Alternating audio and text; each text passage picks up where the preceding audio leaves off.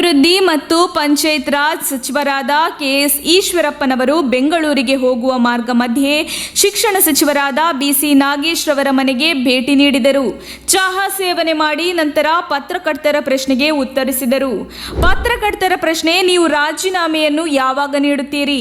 ಅದಕ್ಕೆ ಅವರು, ನಾನು ಆಪಾದನೆಯಿಂದ ಮುಕ್ತನಾಗಬೇಕು ಎಂಬ ಒಂದೇ ಒಂದು ಉದ್ದೇಶದಿಂದ ಹಾಗೂ ನಮ್ಮ ಪಕ್ಷಕ್ಕೆ, ಕಾರ್ಯಕರ್ತರಿಗೆ, ಹಿರಿಯರಿಗೆ ಕಿರಿಕಿರಿ ಆಗಬಾರದೆಂದು ಮುಖ್ಯಮಂತ್ರಿ ಅವರ ಜೊತೆ ಮಾತನಾಡಿದ್ದೇನೆ. ಏಪ್ರಿಲ್ 15ರಂದು ಸಂಜೆ ಬೆಂಗಳೂರಿಗೆ ಹೋಗಿ ಸಚಿವ ಸ್ಥಾನಕ್ಕೆ ರಾಜೀನಾಮೆ ಕೊಡುತ್ತೇನೆ ಎಂದರು.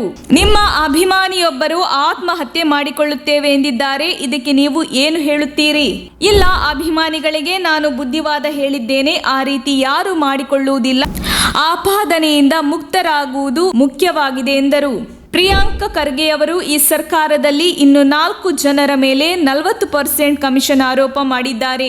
ಅವರಿಗೆ ತಾಕತ್ತಿದ್ದರೆ ಸುಮ್ಮನೆ ಹೇಳುವ ಬದಲು ದಾಖಲೆ ಸಮೇತ ಯಾರು ಎಂದು ಹೆಸರನ್ನು ಹೇಳಲಿ. ಹೆಸರು ಹೇಳದೆ ಹೀಗೆ ಆರೋಪ ಮಾಡುವವರನ್ನು ಏನು ಎಂದು ಕರೆಯಬೇಕು?